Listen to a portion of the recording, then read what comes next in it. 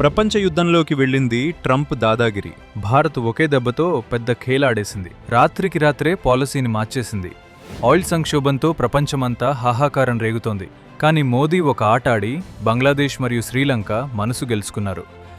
భారత ప్రభుత్వం సింహగర్జన చేస్తూ గుండెమీద చేయివేసి చెప్పింది, రాబోయే 60 రోజుల వరకు దేశంపై ఎటువంటి సంక్షోభం ఉండదని.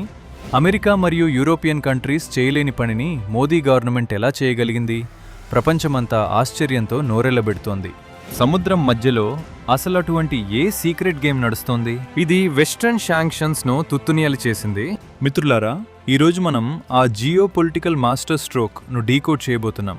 ఇది ప్రపంచంలోని పెద్ద పెద్ద సూపర్ పవర్స్ గర్వాన్ని అంచివేసింది. ఈ గ్లోబల్ క్రైసిస్ మధ్య ప్రపంచమంతా ఎకనామిక్ పరంగా మోకాళ్లపైకి వచ్చేసింది. పెద్ద పెద్ద దేశాల సిస్టమ్ హ్యాంగ్ అయిపోయింది. కానీ వీటన్నిటి మధ్య మన భారత్ ఒక శిలలా దృఢంగా నిలబడింది. ఇప్పుడు మీరు ఆలోచిస్తూ ఉండవచ్చు, అసలు ఇది ఎలా సాధ్యమని. ఇప్పుడు నేను మీకు చెప్పబోయే విషయాలు వింటే మీ ఒళ్ళు గగురు పొడుస్తుంది. ప్రపంచంలో జరుగుతున్న ఈ పరిణామాల ప్రభావం భారత్పై ఉండదని మీరు అనుకుంటున్నారా? సమాధానం వింటే షాక్ అవుతారు.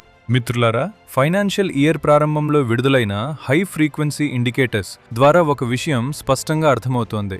గల్ఫ్ కంట్రీస్లో వచ్చిన ఈ భౌగోళిక రాజకీయ భూకంపం ఉన్నప్పటికీ ఇండియన్ ఎకానమీని ఎవరూ ఏమీ చేయలేకపోయారు. భారత్లో జీఎస్టీ కలెక్షన్ మరియు డిజిటల్ పేమెంట్స్ పాత రికార్డులన్నింటినీ బ్రేక్ చేశాయి. ఒకవైపు పెద్ద పెద్ద దేశాల పరిస్థితి దారుణంగా ఉంటే, భారత్ సాధించిన ఈ రికార్డ్ బ్రేకింగ్ పర్ఫార్మెన్స్ ప్రపంచం ముఖంపై ఒక బలమైన చెంపదెబ్బ. అయితే ఇదేదైనా అద్భుతమా? ఖచ్చితంగా కాదు. దీని వెనుక పనిచేస్తోంది ఒక పటిష్టమైన మరియు అగ్రెసివ్ స్ట్రాటజీ. దీని గురించి వింటే మీలోని దేశభక్తి పొంగిపొర్లుతుంది. కానీ అసలు సస్పెన్స్ ఇంకా మిగిలే ఉంది మిత్రులారా. జర ఆలోచించండి. ప్రపంచం ఆయిల్ కోసం తల్లడిల్లుతుంటే మన పెట్రోల్ రోల్ బంకులు ఫుల్గా ఉండటానికి భారత్ ఏం చేస్తోంది? ఈ పెద్ద ప్రశ్నకు సమాధానం ఆ హై ప్రొఫైల్ మీటింగ్లో దాగుంది. ఇది ప్రపంచవ్యాప్తంగా ఉన్న ఇంటెలిజెన్స్ ఏజెన్సీల నిద్ర పోగొట్టింది. ఇటీవల 7 లోక్ కళ్యాణ్ మార్గ్ అంటే ప్రధానమంత్రి అధికారిక నివాసంలో ఒక వార్ రూమ్ లాంటి మీటింగ్ జరిగింది. ప్రధానమంత్రి నరేంద్ర మోదీ అధ్యక్షతన cabinet committee on security (CCS) జరిగిన రెండవ ప్రత్యేక సమావేశం ఇది. అజెండా చాలా క్లియర్. దేశంలోని సామాన్యుడిపై గ్లోబల్ క్రైసిస్ సెగ తగలకూడదు. ఈ మీటింగ్లో తీసుకున్న నిర్ణయాలు ఏదైనా బ్లాక్ బస్టర్ థ్రిల్లర్ సినిమాకు తక్కువ కాదు. LPG మరియు LNG సప్లైని సురక్షితం చేయడానికి మాస్టర్ ప్లాన్ సిద్ధం చేశారు. భారత్ ఇప్పుడు కేవలం ఒక దేశంపైనే ఆధారపడటం లేదు, వివిధ దేశాల నుండి సప్లై ప్రారంభించింది. కానీ అసలు గేమ్ గ్లోబల్ మార్కెట్ గణాంకాలు బయటకు వచ్చినప్పుడు మారుతుంది. ప్రపంచంలో ఆయిల్ ధరల పరిస్థితి ఎలా ఉంది మరియు భారత్ ఈ తుఫానును ఎలా అడ్డుకుందో మీరు తెలుసుకోవాలనుకుంటున్నారా? శ్రద్ధగా వినండి మిత్రులారా. అంతర్జాతీయ మార్కెట్లో క్రూడ్ ఆయిల్ ధర 2 నెలల క్రితం దాదాపు $70 పర్ బ్యారెల్ ఉండేది. ఈ రోజు అది $100 పర్ బ్యారెల్ దాటిపోయింది. నేరుగా $30 జంప్. అంతేకాకుండా LPG ఇంటర్నేషనల్ ప్రైసెస్, ముఖ్యంగా సౌదీ CP బెంచ్మార్క్లో 44% భారీ పెరుగుదల కనిపించింది. ఇది $522 నుండి $780లకు చేరుకుంది. మరే ఇతర దేశమైనా ఉంటే రాత్రికి రాత్రే పెట్రోల్, డీజిల్ మరియు గ్యాస్ సిలిండర్ ధరలు ఆకాశాన్ని తాకేవి. కానీ భారత్లో ఏం జరిగింది? ఏమీ కాలేదు. దేశీయ వినియోగదారుల కోసం ఒక్క పైసా కూడా పెంచలేదు. LPG బ్లాక్ మార్కెటింగ్ మరియు అక్రమ నిల్వలను అరికట్టడానికి యాంటీ డైవర్షన్ ఆపరేషన్స్ నిర్వహిస్తున్నారు. 92% LPG బుకింగ్స్ ఆన్లైన్లో జరుగుతున్నాయి మరియు ఒకే రోజులో 60 లక్షల సిలిండర్ల డెలివరీ జరుగుతోంది. అయితే భారత్ కేవలం దేశం లోపల మాత్రమే ఈ మేనేజ్మెంట్ చేస్తోందని మీరు అనుకుంటున్నారా? లేదు. అసలు థ్రిల్లర్ సముద్రపు అలల మీద సాగుతోంది. దాని గురించి తెలిస్తే మీరు సంతోషంతో గంతులు వేస్తారు. ఇప్పుడు ప్రపంచం పరిస్థితి చూడండి. అప్పుడు మీకు భారత్ యొక్క అసలైన పవర్ అర్థమవుతుంది. గ్లోబల్ సప్లై చైన్ పూర్తిగా చిన్నాభిన్నమైంది.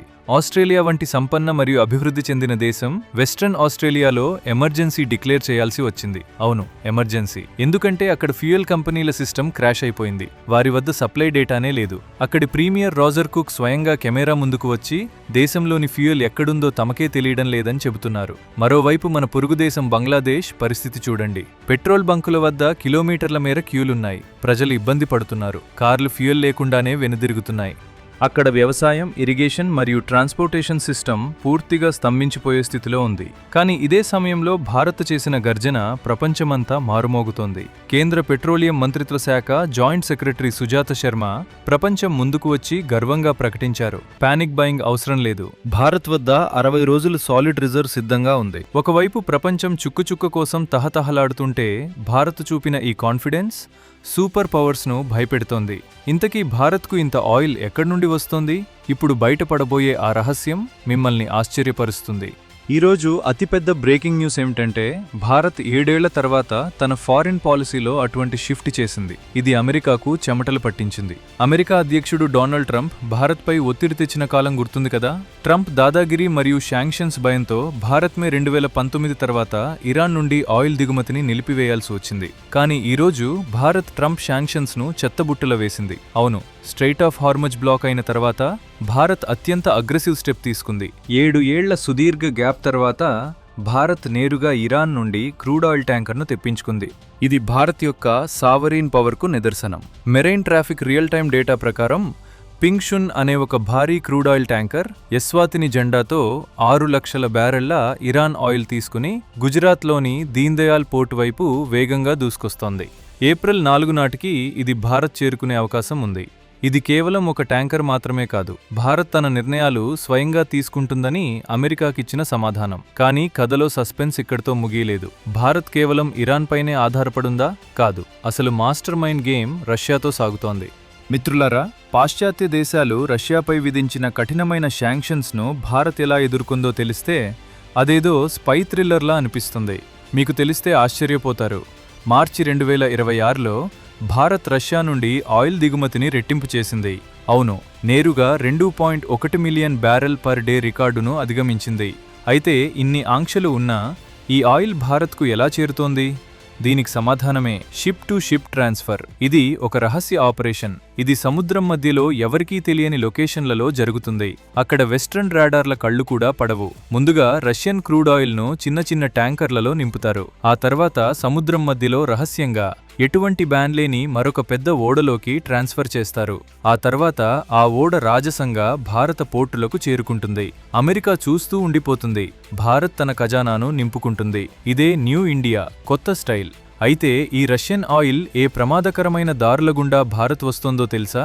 రష్యన్ ఆయిల్ భారత్ చేరడానికి 2 ప్రధానమైన రూట్లు ఉన్నాయి. మొదటిది బాల్టిక్ సీ. రష్యాలోని ప్రిమోర్స్క్ మరియు ఉస్ట్లుగా టెర్మినల్స్ నుండి భారీ ట్యాంకర్లు బయలుదేరుతాయి. ఈ ట్యాంకర్లు నార్త్ సీ, జిబ్రాల్టర్ జలసంధిని దాటుకుంటూ మెడిటరేనియన్ సీ మరియు సూయజ్ కెనాల్ మీదుగా రెడ్ సీ దాటి అరేబియా మహాసముద్రం ద్వారా భారత్ చేరుకుంటాయి. ఈ ప్రయాణానికి 25 నుండి 30 రోజుల సమయం పడుతుంది. ఫిబ్రవరి నెలలోనే ఈ రూట్ ద్వారా భారత్ 20 మిలియన్ బ్యారెల్ ఆయిల్ తెప్పించుకుని తన సత్తా చాటింది. రెండో రూట్ బ్లాక్ సీలోని నోవోరోసిస్క్ టెర్మినల్ నుండి మొదలవుతుంది. ఇక్కడి నుండి ఓడలు టర్కీ జలసంధిని దాటుతూ 4200 నాటికల్ మైళ్ళ సుదీర్ఘ ప్రయాణం చేసి 15 నుండి 20 రోజుల్లో భారత్ చేరుకుంటాయి. ఈ దారిలో కూడా 8.7 మిలియన్ బ్యారెళ్ల ఆయిల్ భారత్ చేరింది. ఇది కేవలం వ్యాపారం కాదు, ఇది ఒక వ్యూహాత్మక విజయం. భారత్ ప్రపంచంలోనే 3వ అతిపెద్ద ఆయిల్ కన్జ్యూమర్ దేశం. ఈ రోజు మన దేశానికి కావాల్సిన 45% క్రూడ్ ఆయిల్ నేరుగా రష్యా నుండే వస్తోంది. అయితే మిత్రులారా, భారత్ సాధించిన ఈ విజయం వల్ల కేవలం మనకే కాదు, మన పొరుగు దేశాలకు కూడా ప్రయోజనం కలుగుతోంది. ఇప్పుడు నేను చెప్పబోయేది వింటే మీ గుండె గర్వంతో ఉప్పొంగుతుంది. నేటి కాలంలో భారత్ మొత్తం సౌత్ ఏషియాకే తిరుగులేని బిగ్ బ్రదర్గా ఎదిగింది. బంగ్లాదేశ్ మరియు శ్రీలంకలను ఒకప్పుడు చైనా తన అప్పుల ఊబిలో పడేసి నాశనం చేసిందో, ఈరోజు అవే దేశాలు సంక్షోభ సమయంలో భారత్ ముందు నిలబడ్డాయి. భారత్ కూడా ఒక నిజమైన అన్నలా వారికి సహాయం చేస్తోంది. ఆస్ట్రేలియా వంటి దేశం ఫ్యూయల్ సిస్టమ్ ఫెయిల్ అయినప్పుడు భారత్ బంగ్లాదేశ్కు 5,000 టన్నులు, ఆ తర్వాత 10,000 టన్నులు, ఆపై 7,000 టన్నుల డీజిల్ సప్లై చేసింది. శ్రీలంకకు కూడా 38,000 టన్నుల ఇంధనం పంపి అక్కడి హాహాకారాలను భారత్ శాంతింపజేసింది. కానీ అసలు ఆట ఇప్పుడే మొదలైంది.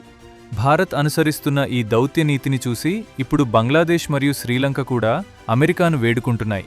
తమకు కూడా భారత్లాగే రష్యా నుండి ఆయిల్ కొనుగోలు చేసే వెసులుబాటు కల్పించాలని. దీన్నే సాఫ్ట్ పవర్ మరియు హార్డ్ పవర్ల డెడ్లీ కాంబినేషన్ అంటారు. భారత్ యొక్క ఈ జోరును చూసి రష్యన్ రాయబారి అలెగ్జాండర్ ఖోజిన్ బంగ్లాదేశ్లో ఉన్నారు.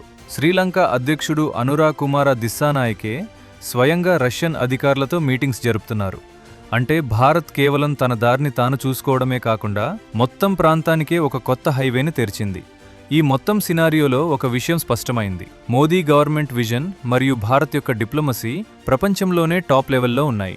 భారత్ ఎవరి ఒత్తిడికి లొంగదని నిరూపించింది. అది ట్రంప్ బెదిరింపులైనా, ఇజ్రాయెల్ ఇరాన్ యుద్ధమైనా, లేదా వెస్ట్రన్ శాంక్షన్స్ భయమైనా భారత్ తన అవసరానికి తగ్గట్టుగా ఇరాన్ తలుపులు తట్టింది మరియు రష్యాతో తన డీల్ను డబుల్ చేసుకుంది.